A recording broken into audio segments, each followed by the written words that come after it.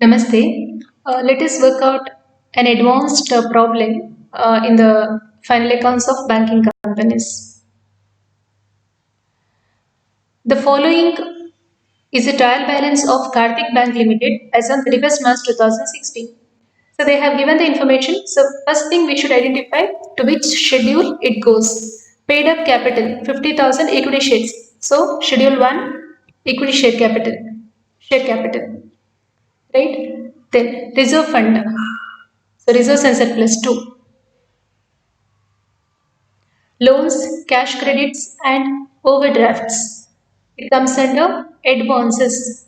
This is like asset. The bank's asset is loan, cash credit and overdraft, right? Because it is given to the public where the bank gets the interest. Then premises. It comes under fixed assets 10. Indian government securities.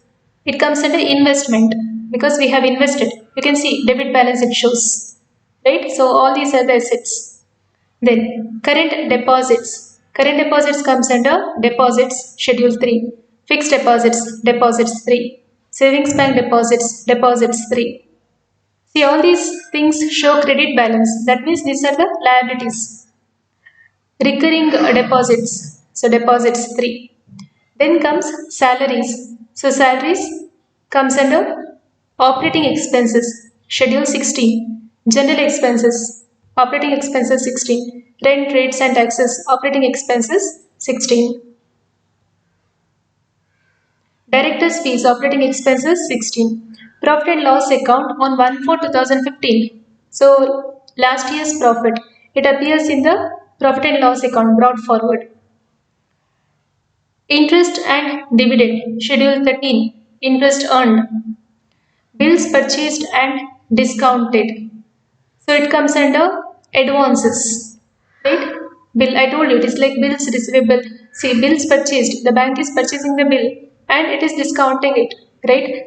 So bills of exchange, you know what is a transaction. So it is an asset. Schedule 9 advances.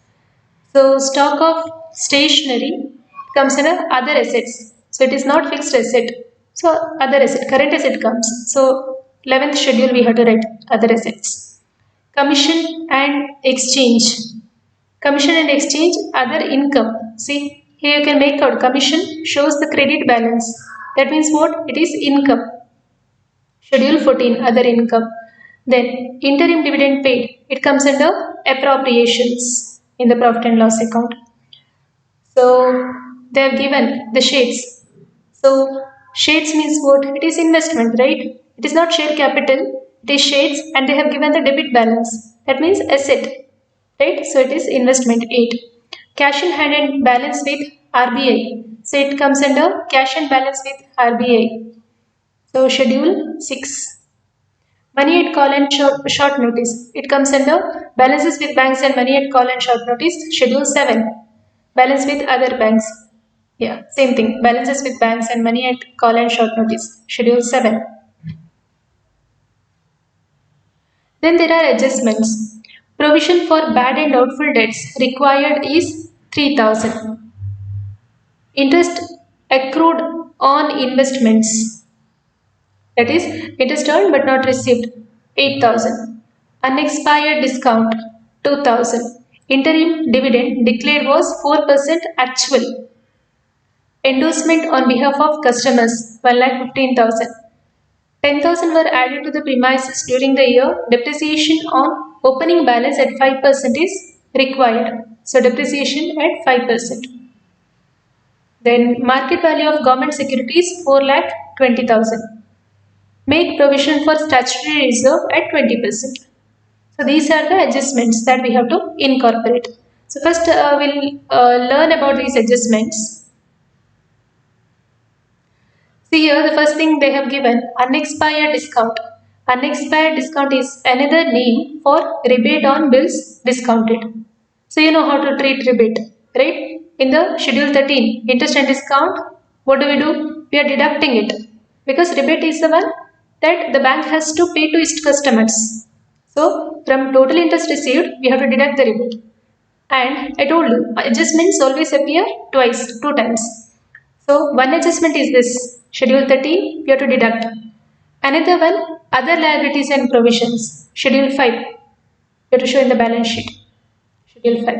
Clear? Endorsement on behalf of customers is considered as contingent liability, Schedule 12.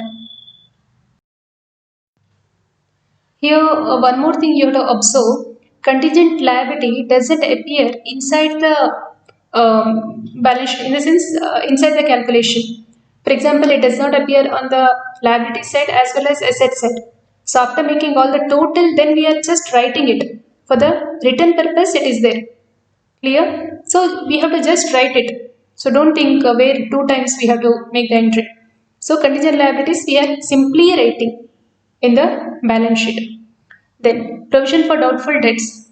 It should be shown on the provisions and contingencies, right, in the profit and loss account. That is one adjustment. Another adjustment, it should be deducted from loans, cash credits and overdrafts, Schedule 9, because there is doubtful debt it is, right? So how much we are going to get the money from others, from that we have to deduct this. So two things. And actual interim dividend declared is 4%. So what is the capital? Actually, dividend is declared on the basis of capital. The capital of the bank is 5 lakh. So 4% is the rate. So it is 20,000. 4% on 5 lakh. Interim dividend paid is 17,000. It is given in the trial balance.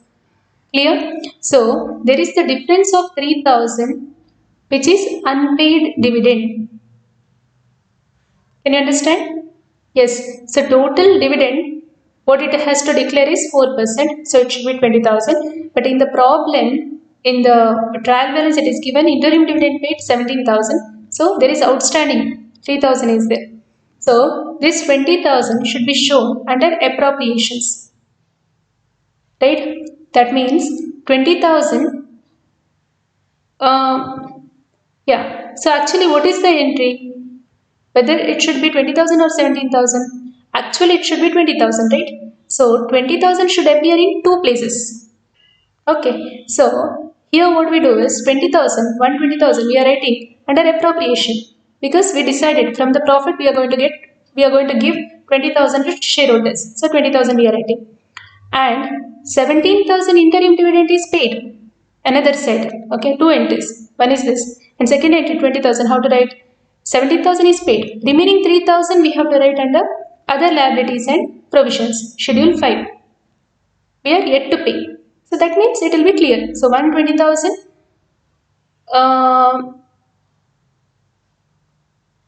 as appropriation, another 20,000 total paid and payable.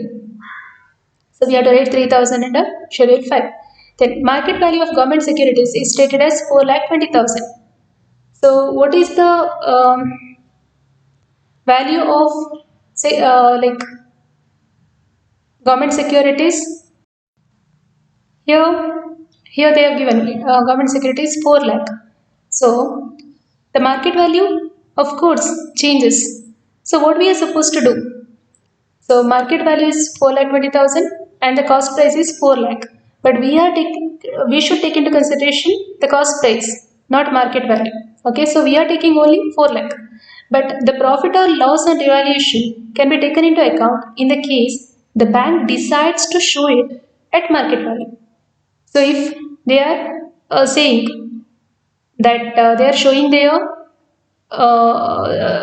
government security value at the market, the prevailing market price, then 20,000 is the profit on revaluation that we can write.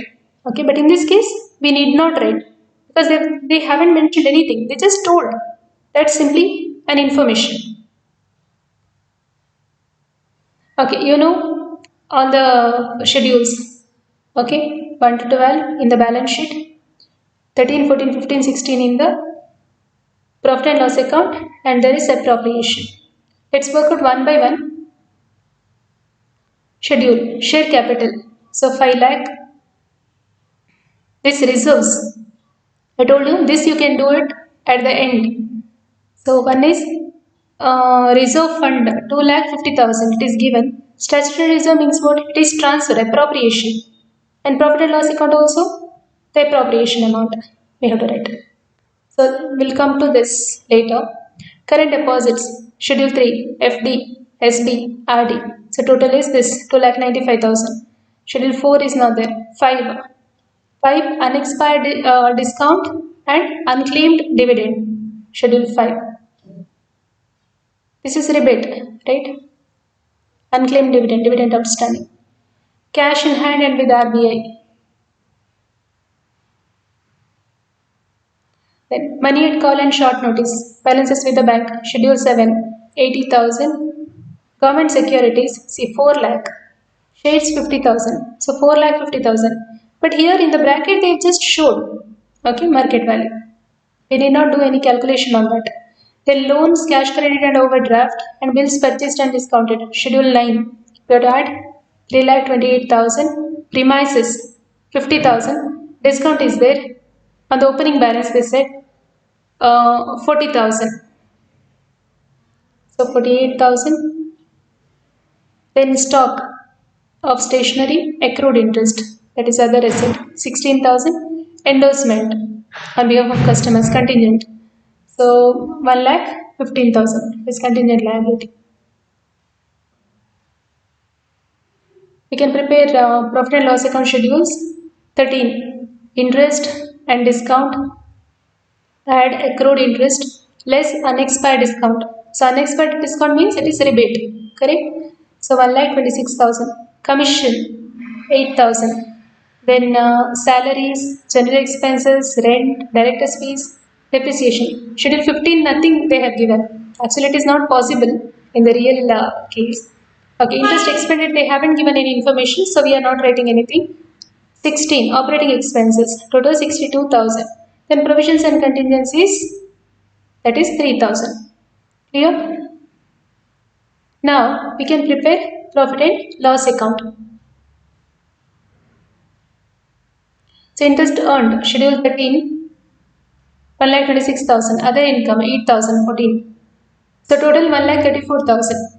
Interest expended, no information is given. Operating expenses 62,000. Provisions and contingencies 3,000.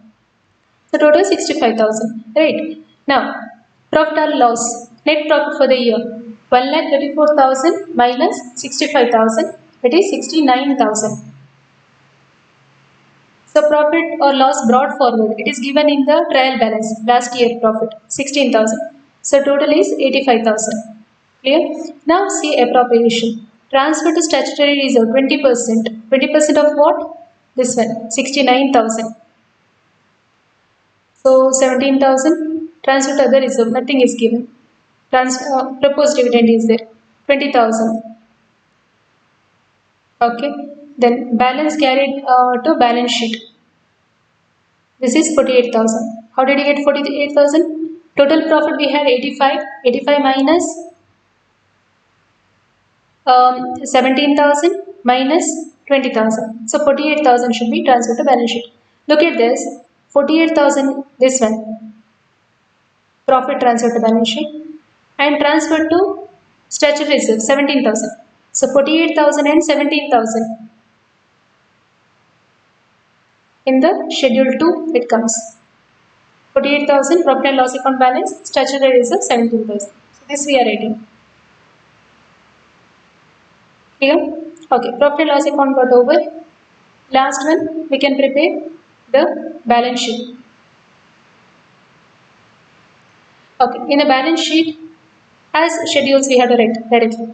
1. Share capital 5 lakh, 3 lakh 15,000, reserves 2 lakh 95,000, schedule 3, borrowings not there, other liabilities 5,000. So total 11 lakh 15,000.